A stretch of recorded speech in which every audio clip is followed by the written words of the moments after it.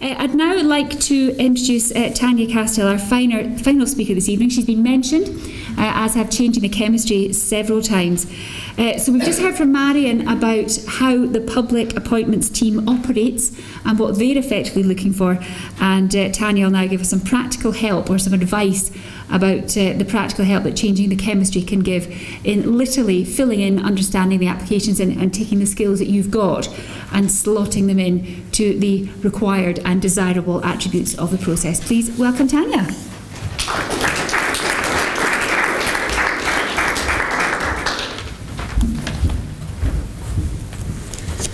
Thank you. It's nice to see everybody. So, as already been mentioned, I have a board portfolio myself, but in addition I chair Changing the Chemistry. This is where I make sure I get it right, yes.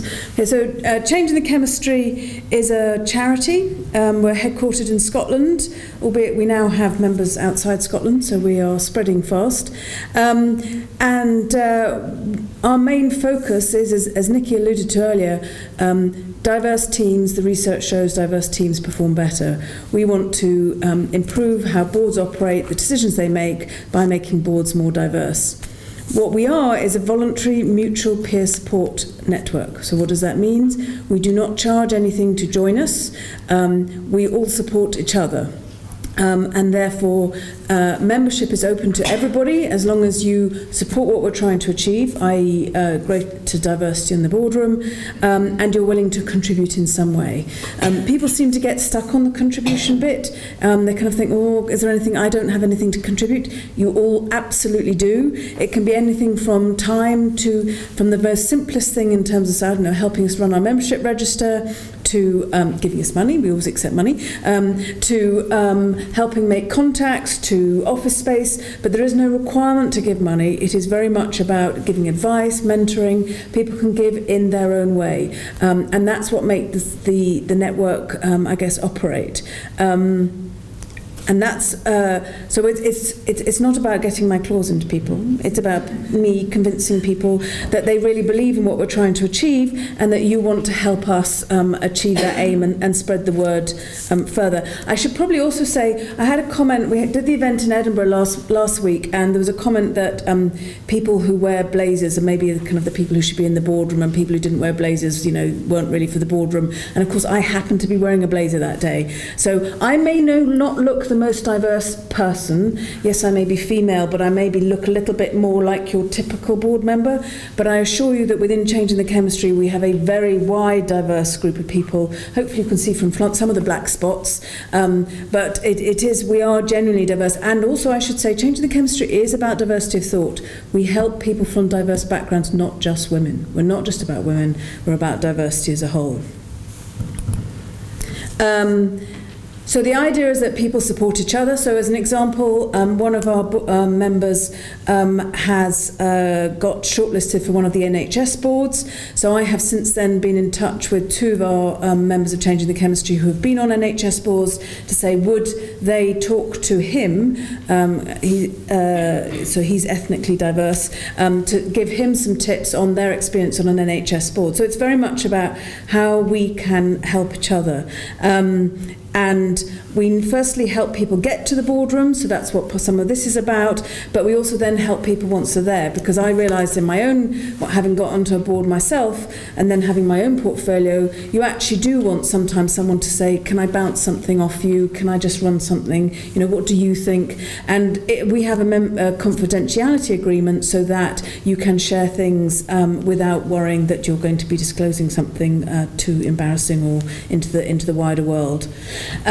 And we're in events like this again. We're out in the bigger world talking about the benefits of diversity, because sort of as Nikki alluded to at the beginning, there's lots of talk about making sure boards are diverse because the public is diverse, but actually I'm very focused on this is about performing, making your business perform, making your organisation perform, diverse teams perform better, and there's not enough conversation around that in my book. How we help, we do a whole range of things for our members, so we help them specifically with something. So I've gone through public sector appointment forms for people, as do other members, interview support, helping with CVs, we run events, we get people to talk about their board experience, everything from Rob Woodward of STV to David Sigsworth of SEPA. Really, whatever we think our members need. We've actually got someone running finance for non-finance people in the boardroom. That's an event that we're running in October. So if we think there are things our members need, then we'll find a way to do it. And because we don't charge a membership fee, we can generally go up to everybody and persuade them to do something for us for free. We're also, most importantly, we are a shoulder to cry on. It is a competitive world, so whilst we're trying to encourage you all to apply, and I really do hope you do and have been inspired by these organisations. You know, I applied for 10 before I got to Scottish Canals.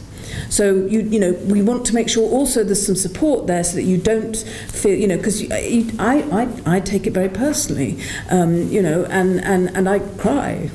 I think I still cry, actually, when I get turned down. So you do, it's nice to have somewhere you can go to kind of give you a bit of a shoulder to cry on. In fact, Amanda, I seem to recall calling you. On at least one occasion. So that's how we help. Now what we're doing, so this is what we do for our members. Having said that, as part of the work we're doing with High and SNH, is we're opening up and we're running some workshops for non-members, so anyone is eligible to come. We have 2, as you can see, in each of the locations.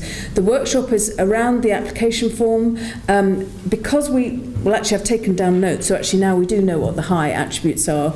But it will be talking about how you go approaching the application form, some tips for completing it. With the Visit Scotland one, which was in July, so we ran 3 workshops, and I can certainly tell you that a healthy number did make it through to interview. So we're encouraged by that. Although I would re-emphasise that point, you do need to be passionate about the organisation, because even if you get to interview, that lack of passion will for sure come out in the interview. So please, if you want to come to any of the workshops, I'll put the email addresses on the last slide, but you email us at contact@changingthechemistry.org and we will sign you up. We're also, this time round, which we didn't do for Visit Scotland, but we got quite a lot of requests to do this, is running some mock interview panels. If you're doing them in Inverness, it'll be Amanda and I, and actually no, I found a third person, so it'll be a panel of 3, so it's very much simulating what you'll get in the real world, but in a warm and hopefully encouraging environment. So that's also to come.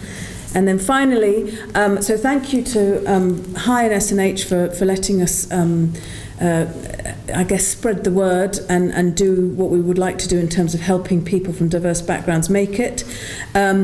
If you want to join us, if you're keen in contributing in some way, then that's the email address.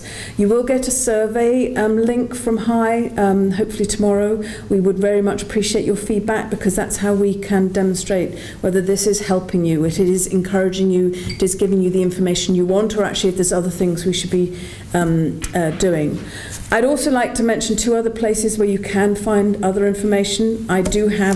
I sit on the advisory board of Women on Boards. You can get their emails for free, although if you need to subscribe if you want the vacancies and CV advice. But they have quite a lot of resource on their website about why you might want to go for a board role, some of the points to consider. And then the Institute of Directors also has a certain amount of information on there already. Right, I've tried to keep that really quick so that we can have questions. Okay. Thank you very much, Tanya.